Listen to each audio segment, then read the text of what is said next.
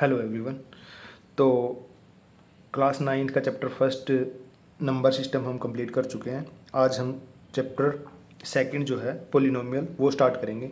In fact chapter 2 आज start नहीं होगा। आज जो है बेसिक जो आप 6, 7 और 8th क्लास में पढ़ चुके हो पोलिनोमियल से रिलेटेड वो करेंगे। और नेक्स्ट चैप्टर से आई थिंक कि बेसिक अगर इस चैप्टर में इस लेक्चर में कंप्लीट हो जाते हैं तो नेक्स्ट लेक्चर से हम चैप्टर सेकंड जो है वो स्टार्ट करेंगे। अगर किसी के बेसिक किसी को लगता है कि उसके बेसिक्स कंप्लीट हैं, उसको आता है, तो वो इस लेक्चर को स्किप कर सकता है।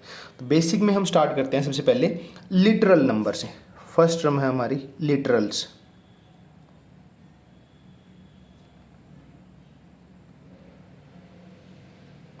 लिटरल्स तो लिटरल्स क्या होते हैं? लिटरल होते हैं the letter in algebra that represent numbers. The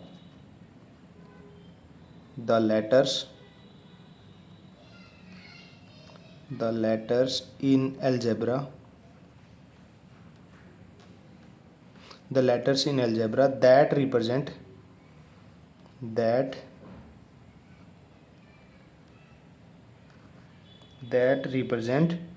numbers।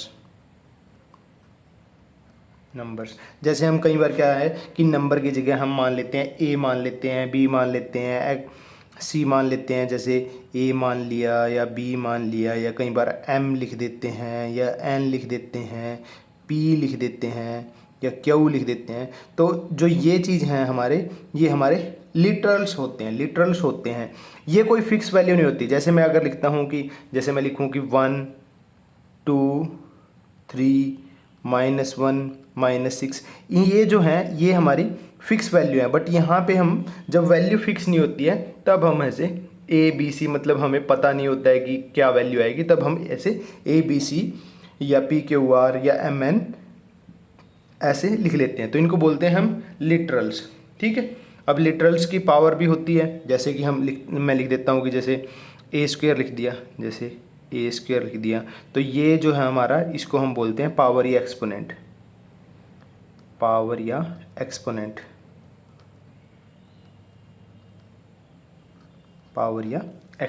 इसको पावर या एक्सपोनेंट बोला जाता है। ठीक है।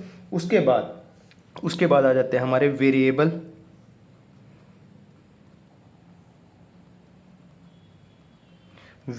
And constant.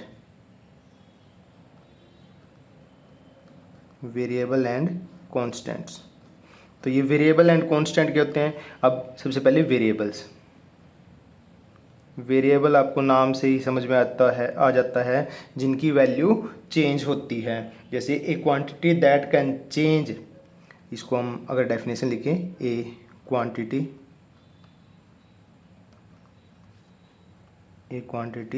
That can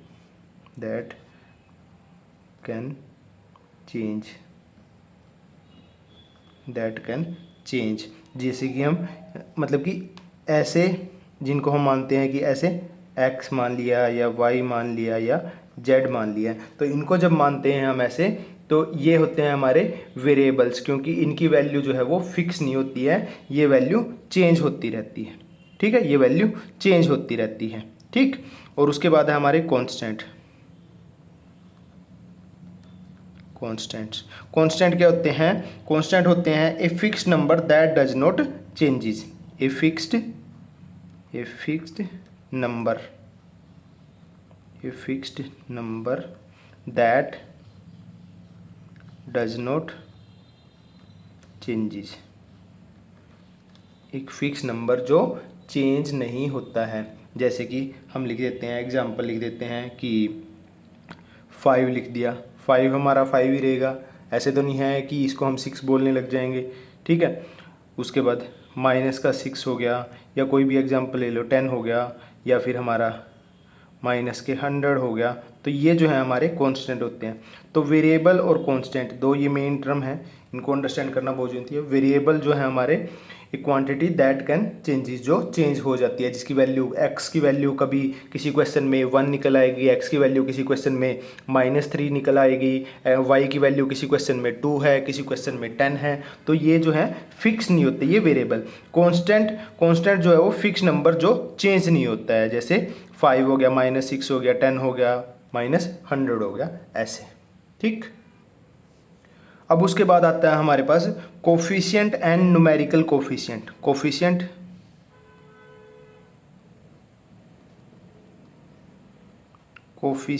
and numerical coefficient.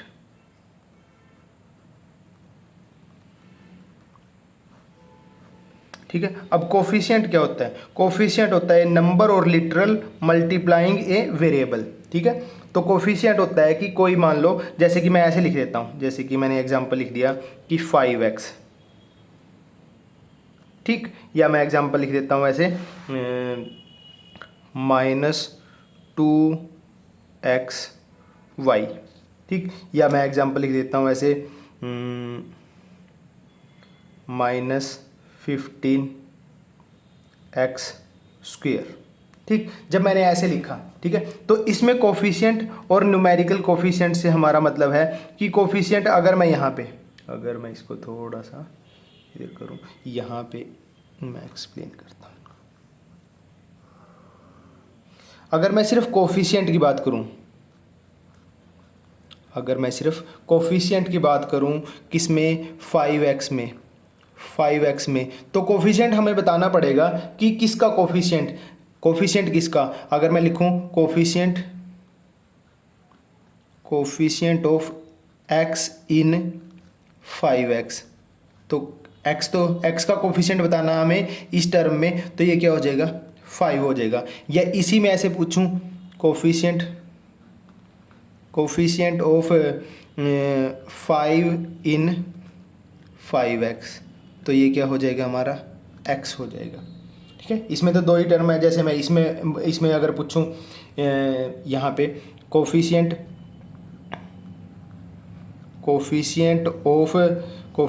Of x in -2xy, तो यहाँ पे x को छोड़ के बाकी जो बचा वो बचा हमारा -2y। ठीक, ये कोफिशिएंट हो जाएगा। या अगर मैं यहाँ पे पूछूं coefficient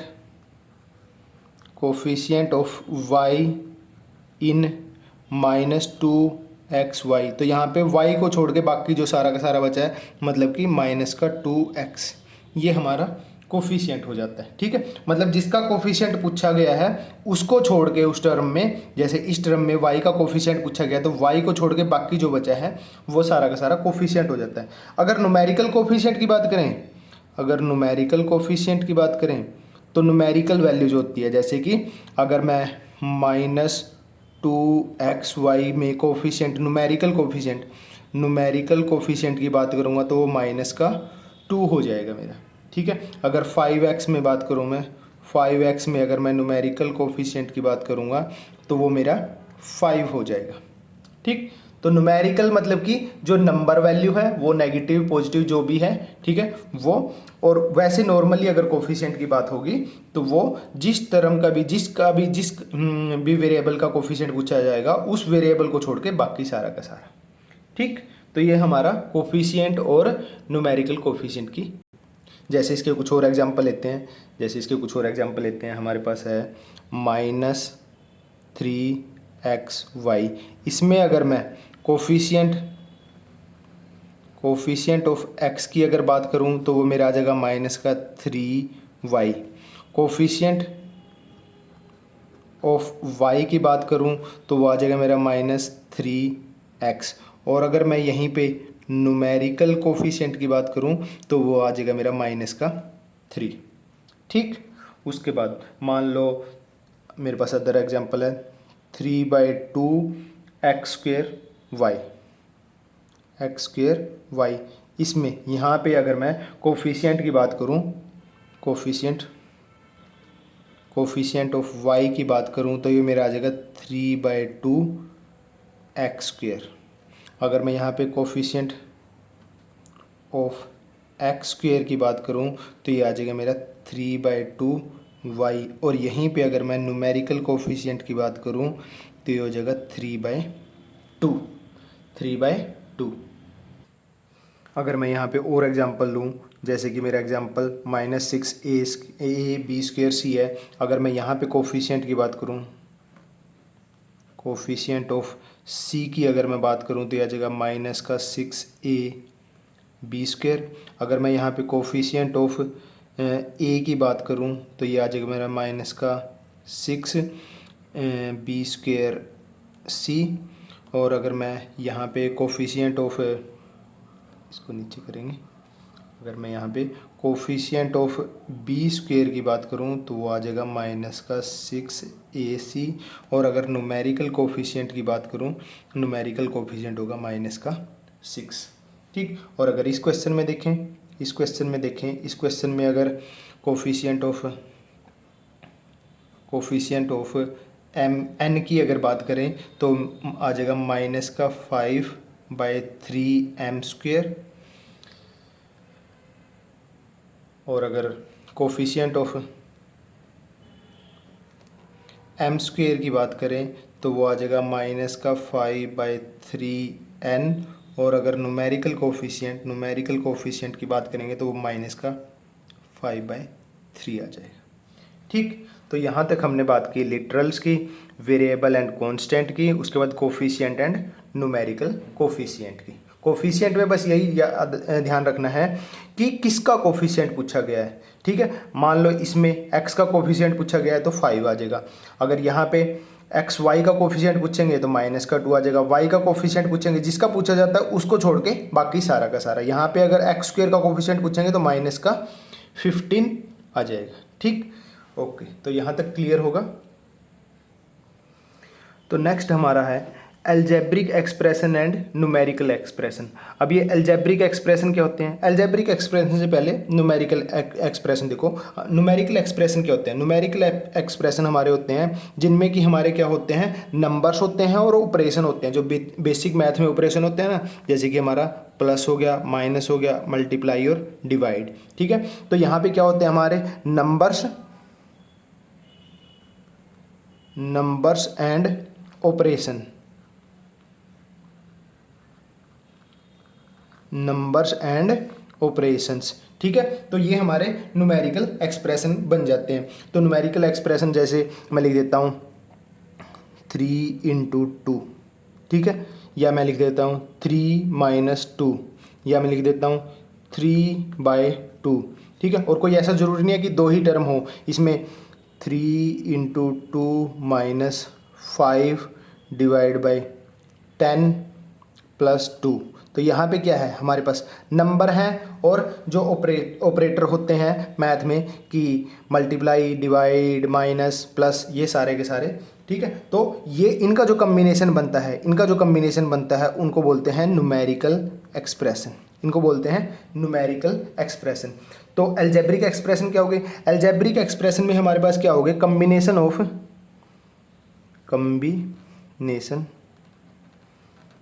combination of variable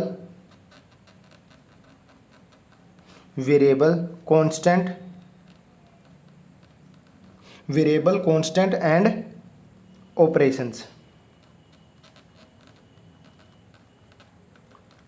operations मतलब कि वेरिएबल होंगे, कांस्टेंट होंगे और ऑपरेशंस होंगे। ऑपरेशंस हमें पता है कि क्या होगा, प्लस हो सकता है, माइनस हो सकता है, डिवाइड हो सकता है या मल्टीप्लाई हो सकता है। वेरिएबल से हमें मतलब है कि हम x मान लेते हैं, y मान लेते हैं, z मान लेते हैं।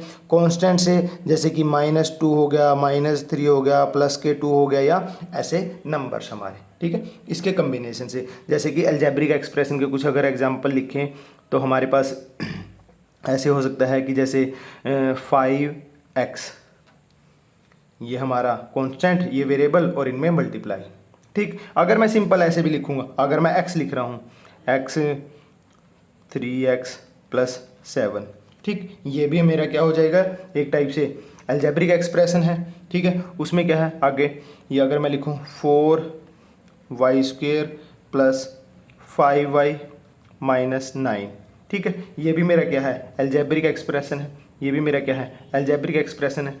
ठीक, उसके बाद और क्या लिख सकते हैं हम, कोई भी एग्जांपल लिखो, जैसे 5a² b minus 2b³ plus a, ये भी मेरा क्या है, अलजेब्रिक एक्सप्रेशन है।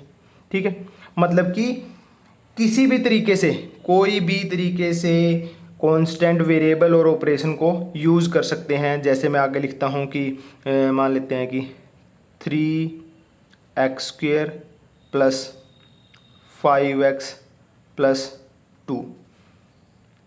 ठीक, उसके बाद कोई ज़रूरी नहीं है पावर 2 रूट में भी आ सकता है, 3√x plus 5x² minus plus 1/x², ऐसे भी आ सकता है।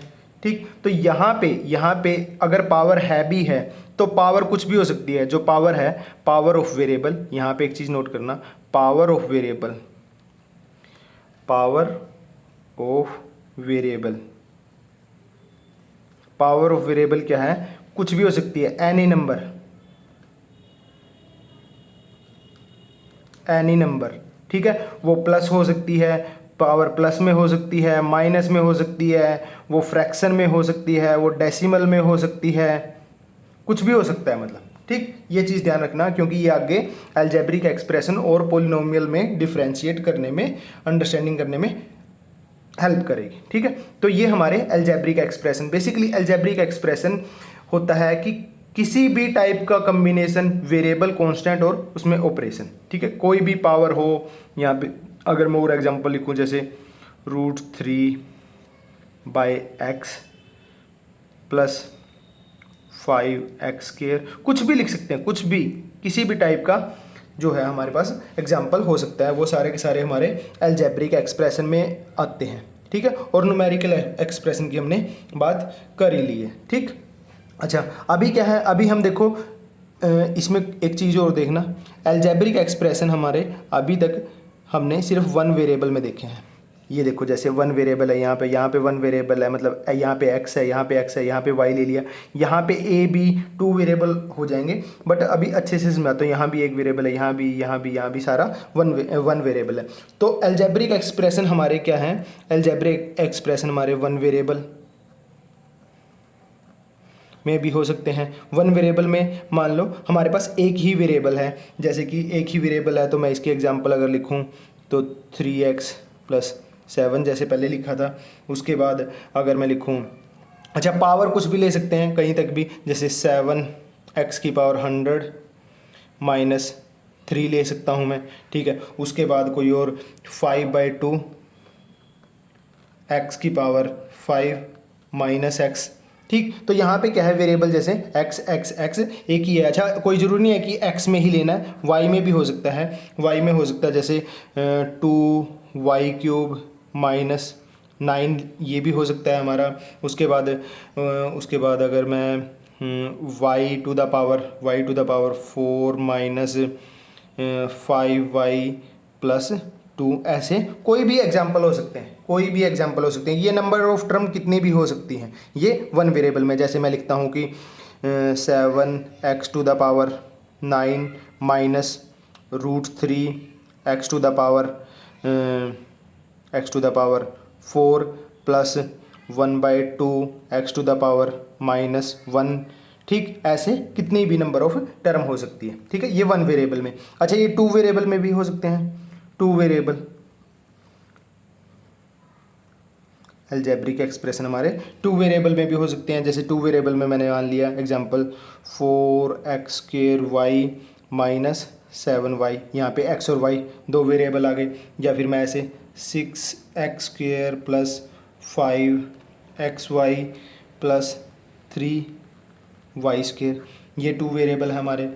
यहाँ पे 1/2x² y माइनस xy², यहाँ पे टू वेरिएबल में हो गए। ये थ्री वेरिएबल में भी हो सकते हैं, थ्री वेरिएबल्स, यहाँ पे टू वेरिएबल्स। थ्री वेरिएबल्स में मेरे हो जाएंगे x y z, ले लेते हैं जैसे हम 2xyz plus x square y minus 3z ऐसे हो सकता है, या फिर x cube y square z minus 4 x की पावर -1 वाई स्क्वेयर जेड, ऐसे कुछ एग्जाम्पल हो सकते हैं। 3 वेरिएबल में 3 वेरिएबल ले लिए हमने इसमें, ठीक है। तो इस टाइप से 1 variable, 2 variable, 3 variable, algebraic expression in 1 variable, 2 variable, 3 variable. हमारे पास ज़्यादा से ज़्यादा 1 वेरिएबल या फिर 2 वेरिएबल तक आएगा, 3 वेरिएबल आगे जाके देखते हैं, अभी फ़िलहाल के लिए तो शायद नहीं है हमारे, ठीक, ओके। उसके बाद हमारे पास आ जाता है standard form of algebraic expression, standard form of algebraic expression, standard form में लिखना ताकि उसको अच्छे से हम अंडरस्टैंड कर सकें। स्टैंडर्ड फॉर्म, वैसे तो ये सारे के सारे मैंने स्टैंडर्ड फॉर्म में ही लिखा, पर स्टैंडर्ड फॉर्म से मतलब क्या है हमारा कि सबसे पहले जो है हाईएस्ट पावर जो होगी वेरिएबल की, मान लो मैं ये लिखता हूँ कि पहले मैं कोई एग्जांपल लिखता हूँ 5x माइनस 2x की power 3 plus root 2x to the power 2 minus 1/7 x to the power 4, ये लिखा हुआ है। अब ये स्टैंडर्ड फॉर्म में नहीं है। स्टैंडर्ड फॉर्म से मतलब है कि हाईएस्ट पावर जो वेरिएबल की होगी वो सबसे स्टार्टिंग में, उसके बाद लोएस्ट पावर, उससे छोटी और उससे छोटी, ये सीक्वेंस हमारा स्टार्ट हो जाता है। जैसे मैं अगर इसको स्टैंडर्ड फॉर्म में लिखना चाहूँ तो यहाँ पे क्या हाईएस्ट पावर x की पावर 4 है, तो सबसे पहले ये टर्म आएगी मेरी 1/7 x टू द पावर 4। उसके बाद 4 से छोटा 3, तो 3 वाली टर्म ये होगी मेरी, तो यहाँ पे -2x क्यूब। उसके बाद क्यूब के बाद क्या है, अगर पावर 2 है तो वो वाला, अगर पावर 2 नहीं होती, मान लो ये टर्म हमारे पास होती ही नहीं, तो ये लिखते डायरेक्टली, ठीक है। पर अब हमारे पास ये है तो यहाँ पे √2x² और उसके बाद +5x। तो ये होता है कि मतलब जिस भी वेरिएबल की हाईएस्ट पावर होगी सबसे पहले वो, फिर उससे छोटी पावर, फिर उससे छोटी पावर, फिर उससे छोटी पावर। इस टाइप से हम स्टैंडर्ड फॉर्म में लिख सकते हैं, ठीक। इस टाइप से हम स्टैंडर्ड फॉर्म में लिख सकते हैं। मान लो मैं एग्जांपल अगर और लिखूं तो यहाँ पे आ जाता है जैसे y minus 3y to the power 5 plus 2y square, ठीक है। इसको अगर स्टैंडर्ड फॉर्म में लिखना है, इसको स्टैंडर्ड फॉर्म में, तो हाईएस्ट पावर किसकी, ये है y टू द पावर 5, तो -3y टू द पावर 5। उसके बाद 5 से छोटी पावर 2 है, उसके बाद +2y टू द पावर 2 और उसके बाद +y। ये हो जाएगी हमारी इसकी स्टैंडर्ड फॉर्म। मान लो कोई और है हमारे पास अगर एग्जांपल, तो ये जैसे t to the power 3 minus 4t plus 7 minus 2t square. अगर इसको स्टैंडर्ड फॉर्म में लिखना है तो सबसे पहले हमें क्या है, हाईएस्ट पावर 3 ही है, तो ये t टू द पावर 3, तो ये आ जाएगा t टू द पावर 3। उसके बाद power 2 minus 2 T the power 2, उसके बाद -4t प्लस 7, ये हमारी स्टैंडर्ड फॉर्म हो जाएगी। अगर और कोई एग्जांपल लें, जैसे हमारे पास है कि x² minus 5x to the power 4 plus 3। अगर इसको स्टैंडर्ड फॉर्म में लिखें तो पहले हमारी सबसे highest power -5x to the power 4, उसके बाद उससे छोटी पावर प्लस के x² और प्लस के 3। ये हमारी इसकी स्टैंडर्ड फॉर्म हो जाएगी अलजेब्रिक एक्सप्रेशन की, ठीक। तो इस लेक्चर में बेसिक्स हमारे अभी कंप्लीट नहीं हो पाएंगे और फिर ये लेक्चर लंबा हो जाएगा, तो अभी यहाँ तक रखते हैं, ठीक है। Standard form of algebraic expression, इसके बाद नंबर ऑफ टर्म के बेसिस पे algebraic expression, like and unlike term, वो सारा का सारा देखेंगे। वैसे ही आप छोटी क्लास में कर चुके हो, बट फिर भी एक रिकैप है, देख लोगे तो हेल्पफुल रहेगा। Okay, thank you.